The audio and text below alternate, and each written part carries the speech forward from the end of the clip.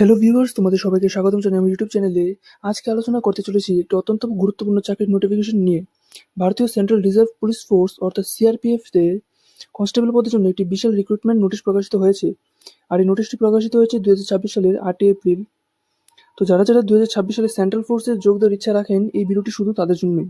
এখানে যে বিজ্ঞপ্তিটি আলোচনা করব তা CRPF constable, technical and tradesman এবং পায়োনিয়ার পোস্টের জন্য প্রকাশিত হয়েছে।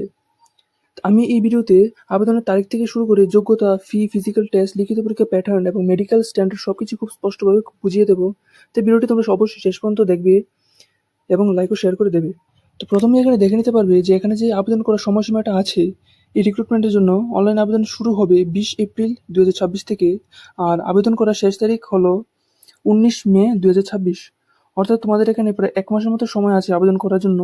আরেকটি গুরুত্বপূর্ণ কথা হলো, আবেদন শুধুমাত্র তোমাদের এখানে অনলাইনে করতে হবে। এখানে সিআরপিএফ এর অফিসিয়াল ওয়েবসাইট, যেখানে যেমন recruitment.crpf.gov.in এ গিয়ে তোমাদের এখানে অ্যাপ্লাই করতে হবে। কোনো পোস্টাল অ্যাপ্লিকেশন গ্রহণ করা হবে না। আর আবেদন করার আগে একটি জিনিস তোমাদের মাথায় রাখতে হবে, এই নিয়োগ ডোমিসাইল ভিত্তিক, অর্থাৎ আপনি যেখানকার অর্থাৎ তোমরা যে জায়গার বাসিন্দা শুধুমাত্র সেই রাজ্যের আসন থেকেই এখানে আবেদন করতে পারবে। আর পায়োনিয়ার উইং এর জন্য আলাদা একটি নিয়ম আছে, তারপরে বলে দেবো। তো এখানে যে পোস্টগুলি থাকছে কনস্টেবলের মধ্যে, যেমন ট্রেডসম্যান টেকনিক্যালের আন্ডারে, তাহলে যেমন ব্রাস ব্যান্ড, বারবার বা নাপিত, বাগলার, কোবলার বা মুচি, রাঁধুনি, কার্পেন্টার, ড্রাইভার, মালি, motor mechanic, pipe band, painter, সাফাই কর্মী, টেইলার, ওয়াটার ক্যারিয়ার আর ওয়াশারম্যানের এখানে পোস্ট আছে। আর এখানে সব রাজ্যের আর কেন্দ্রশাসিত অঞ্চল মিলিয়ে টোটাল 9,175টি ভ্যাকেন্সি আছে, যার মধ্যে 9,096টি হচ্ছে মেলদের জন্য আর 79 পোস্ট হচ্ছে ভ্যাকেন্সি হচ্ছে এখানে ফিমেলদের জন্য আছে। তারপর কনস্টেবল পায়োনিয়ারিং উইংয়ের মধ্যে থাকছে মেসন বা রাজমিস্ত্রি আর ইলেকট্রিশিয়ানের পোস্ট। এখানে টোটাল ভ্যাকেন্সি আছে 20টি। তারপর তোমাদের এখানে অ্যাপ্লাই করার জন্য যে বয়সসীমা আর শিক্ষাগত যোগ্যতাটা লাগছে, তা হলো এই নিয়োগে দুটি ভিন্ন বয়সসীমা দেওয়া হয়েছে। এখানে কনস্টেবল ড্রাইভার পদের জন্য তোমাদের এখানে বয়স হতে হবে 21 থেকে 27 বছর পর্যন্ত, যেখানে 2026 সালের 1 জানুয়ারি হিসাবে তোমাদের বয়স 21 থেকে 27-এর মধ্যে হতে হবে। আর অন্য সব ট্রেডসম্যান যেমন mechanic, carpenter, Taylor, brass band, cook, barber, washerman, সাফাই কর্মী, এদের জন্য তোমাদের বয়সসীমা হলো 18 থেকে 23 বছর। আর এটাও তোমাদের 1 জানুয়ারি 2026 থেকে কাউন্ট করা হবে। বয়সের ক্ষেত্রে এখানে তোমাদের রিল্যাক্সেশনও আছে। যারা এসসি এসটি ক্যান্ডিডেটসরা আছে তাদের এখানে 5 বছরের রিল্যাক্সেশন থাকবে। ওবিসি ক্যান্ডিডেটসদের জন্য আছে 3 বছরের। আর এক্স সার্ভিসম্যানদের জন্য একটি নির্দিষ্ট ছাড় আছে। কিন্তু যদি কোনো এক্স সার্ভিসম্যান না থাকে তবে ওই ভ্যাকেন্সিগুলি নন এক্স সার্ভিসম্যান দিয়েই ফিল আপ করা হবে। তারপর তোমাদের এখানে যে স্যালারিটা দেওয়া হবে তা হলো 21,700 থেকে স্টার্ট হবে। এটা পে লেভেল 3 হিসেবে থাকবে। আর তোমাদের এখানে যে এডুকেশনাল কোয়ালিফিকেশনটা লাগছে এখানে অ্যাপ্লাই করার জন্য, তাহলে তোমাদের এখানে সমস্ত পদের জন্য ন্যূনতম যোগ্যতা হচ্ছে ম্যাট্রিকুলেশন বা 10th পাস। তবে ট্রেড অনুযায়ী তোমাদের এখানে টেকনিক্যাল যোগ্যতা কিছু আলাদা আছে। যেমন ড্রাইভারের জন্য তোমাদের heavy transport vehicle driving licence থাকা আবশ্যক। আর মোটর মেকানিকের জন্য তোমাদের এখানে 2 বছরের আইটিআই মেকানিক মোটর ভেহিক্যালের উপর সার্টিফিকেট এবং 1 বছরের প্র্যাকটিক্যাল এক্সপিরিয়েন্স লাগবে। অন্য ট্রেডসম্যানের ক্ষেত্রে নিজ নিজ ট্রেডে দক্ষতা এবং কাজের অভিজ্ঞতা থাকতে হবে। আর মিস্ত্রি ও ইলেকট্রিশিয়ানের জন্য 1 বছরের অভিজ্ঞতা আর আইটিআই সার্টিফিকেট থাকলে প্রেফারেন্স বেশি দেওয়া হবে। এখানে আরেকটা জিনিস লক্ষ্য রাখতে হবে যে এখানে 2026 সালের 1 জানুয়ারি থেকে তোমাদের শিক্ষাগত যোগ্যতা অর্জিত হয়েছে কিনা সেটা দেখা হবে। অর্থাৎ তোমাদের এখানে ক্লাস 10-এর এডমিট কার্ড বা সার্টিফিকেটই হবে তোমাদের এজের প্রুফ। আর এখানে তোমাদের উল্লেখিত শূন্যপদগুলি সর্বভারতীয় ভিত্তিতে যে কোনো রাজ্য বা কেন্দ্রশাসিত অঞ্চলে যে কোনো প্রার্থী উক্ত পদ বা ট্রেডগুলির জন্য আবেদন করতে পারবেন। এই পদ বা ট্রেডগুলির জন্য সর্বভারতীয় ভিত্তিতে তোমাদের আলাদা মেরিট লিস্টও প্রস্তুত করা হবে। তারপর নিয়োগের জন্য সিলেক্টেড ক্যান্ডিডেটসরা অবশ্যই ভারতের যে কোনো স্থানে কাজ করতে বাধ্য থাকবেন। অর্থাৎ তোমাদের পোস্টিং ইন্ডিয়ার যে কোনো স্টেটে হতে পারে, বাট তোমরা অ্যাপ্লাই করার সময় নিজেদের ডোমিসাইল স্টেট মেনশন করে অ্যাপ্লাই করবে। এখানে ক্যান্ডিডেটদের জন্য কিছু ইনস্ট্রাকশন দেওয়া আছে, যেমন তারা যেন শেষ তারিখের অনেক আগেই অনলাইনে অ্যাপ্লিকেশনটা জমা দিয়ে দেয় এবং শেষ তারিখের জন্য ওয়েট না করে, যাতে শেষ দিনগুলিতে ওয়েবসাইটের উপর অতিরিক্ত চাপের কারণে সিআরপিএফ ওয়েবসাইটের সার্ভার ডাউন ইস্যু বা লগ ইন করতে না পারা অথবা ক্যান্সেল হয়ে যাওয়ার সম্ভাবনা এড়ানো যায়। তারপর তোমাদের এখানে অ্যাপ্লিকেশন করার জন্য তোমাদের যে অ্যাপ্লিকেশন ফিটা থাকছে তা হলো শুধুমাত্র 100 টাকা। আর এই 100 টাকা ফি দিতে হবে শুধুমাত্র জেনারেল, ইডাব্লিউএস এবং ওবিসি ক্যাটাগরির মেল ক্যান্ডিডেটসদের। এসসি, এসটি বা অন্যান্য ক্যাটাগরির ফিমেল ক্যান্ডিডেটসদের এখানে কোনো ফি দিতে হবে না। এছাড়া এক্স সার্ভিসম্যানদেরও এখানে কোনো ফি দিতে হবে না। আর তোমাদের এই ফিটা শুধুমাত্র অনলাইনে জমা দিতে হবে, যেমন বিএমবি, ইউপিআই বা নেট ব্যাঙ্কিং বা ক্রেডিট কার্ডের মাধ্যমে এখানে জমা দিতে পারবে।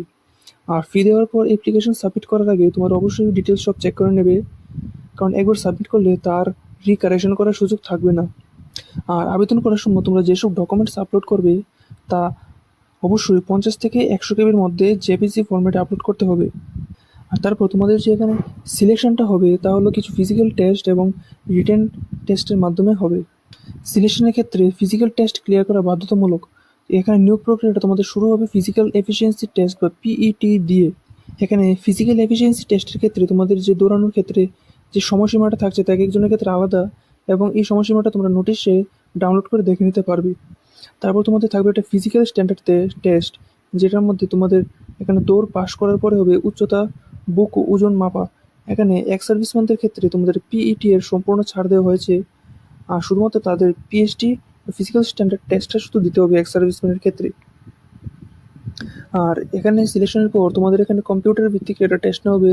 এই পরীক্ষাটি হবে মোট 100 নম্বরের, যেখানে থাকবে 100টি এমসিকিউ এবং তোমাদের এখানে সময় থাকবে 2 ঘন্টা। এখানে তোমাদের কোশ্চেন পেপারে 4টি পার্ট থাকবে, যেমন হচ্ছে general intelligence and reasoning 25 marks, general knowledge ও কারেন্ট অ্যাফেয়ার্সে থাকবে 25 মার্কস, এলিমেন্টারি ম্যাথমেটিক্স থাকবে 25, আর ইংরেজি বা হিন্দির জন্য থাকবে 25 মার্কস। আর একটা গুরুত্বপূর্ণ তথ্য হলো এখানে ভুল উত্তরের জন্য নেগেটিভ মার্কিংও থাকবে। প্রতিটি ভুল উত্তরের জন্য তোমাদের এখানে 0.25 করে নম্বর কাটা হবে। আর তোমাদের এই পরীক্ষাটা হবে ম্যাট্রিকুলেশন লেভেলের। এই পরীক্ষা তোমাদের যে ন্যূনতম পাসিং মার্কসটা থাকবে তা হলো তোমাদের ইউআর ক্যাটাগরি ক্যান্ডিডেটদের জন্য 30%, ওবিসি ও ইডাব্লিউএস এর জন্য 25%, আর অন্যান্য ক্যাটাগরির জন্য থাকবে 20%। কম্পিউটার বেসড টেস্টে কাট অফ মার্কস অঞ্চল করার পরেই তোমাদের ক্যান্ডিডেটসদের ট্রেড টেস্টের জন্য ডাকা হবে। ট্রেড টেস্ট প্র্যাকটিক্যাল হবে, যেমন ড্রাইভার ক্যান্ডিডেটসদের গাড়ি চালানোর টেস্ট দিতে হবে, কুক ক্যান্ডিডেটসদের জন্য রান্না করতে হবে, এবং টেলর ক্যান্ডিডেটসদের কাপড় কাটতে সেলাই করে দেখাতে হবে। এই ট্রেডের মধ্যে তোমাদের কতটা দক্ষ বা সেটা এখানে যাচাই করা হবে। তারপর তোমাদের ফাইনাল স্টেজে থাকবে ডকুমেন্ট ভেরিফিকেশন ও মেডিকেল টেস্ট। যারা ট্রেড টেস্টে পাস করবে তাদের জন্য থাকবে ডকুমেন্ট ভেরিফিকেশন এবং ডিটেলড মেডিকেল এক্সামিনেশন।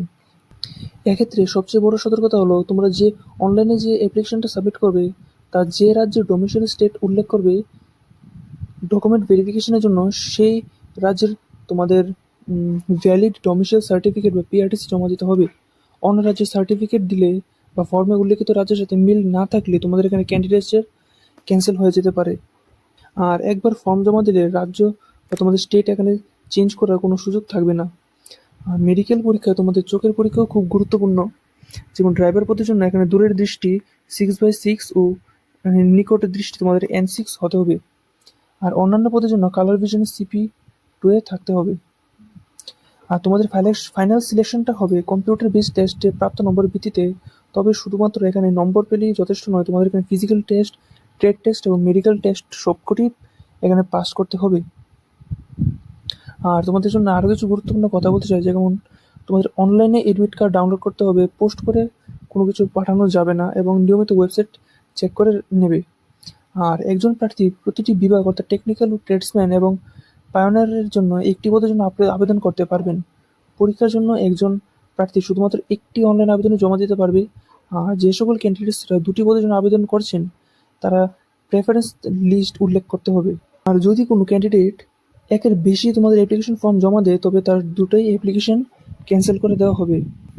আর অ্যাপ্লাই করার আগে তোমরা অবশ্যই নোটিশটি একবার ডাউনলোড করে একবার ভালো করে সবটা পড়ে নেবে, তারপরে অ্যাপ্লাই করবে। আর নোটিশটি তোমরা এই ভিডিও ডেসক্রিপশন থেকেও ডাউনলোড করে নিতে পারবে। তো বন্ধুরা, আবারও বলছি, অ্যাপ্লিকেশনের ডেট স্টার্ট হবে 20 এপ্রিল থেকে এবং তার শেষ হবে 19 মে 2026। ফর্ম ফিল আপের সময় তোমরা এখানে প্রতিটি তথ্য, যেমন নাম, বাবার নাম, জন্ম তারিখ, তোমাদের ক্লাস সার্টিফিকেট সব কিছু ঠিকঠাক আছে কিনা তা দেখে নেবে, এবং ফটো অস্পষ্ট বা ব্লারি টাইপের হলে তা রিজেক্ট করে দেওয়া হবে।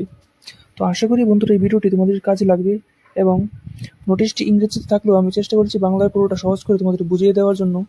তো যদি ভিডিওটি ভালো লাগে তাহলে অবশ্যই লাইক এবং শেয়ার করে এবং আমাদের চ্যানেলটি সাবস্ক্রাইব করে রাখবে। আর তোমার যদি কোনো কোশ্চেন থাকে তাহলে আমাদের কমেন্টে জানাতে পারো। আর তোমরা অবশ্যই আমাদের ডিসক্রিপশন থেকে আমাদের হোয়াটসঅ্যাপ গ্রুপটি জয়েন করে রাখবে নতুন নতুন আপডেটের জন্য। ধন্যবাদ।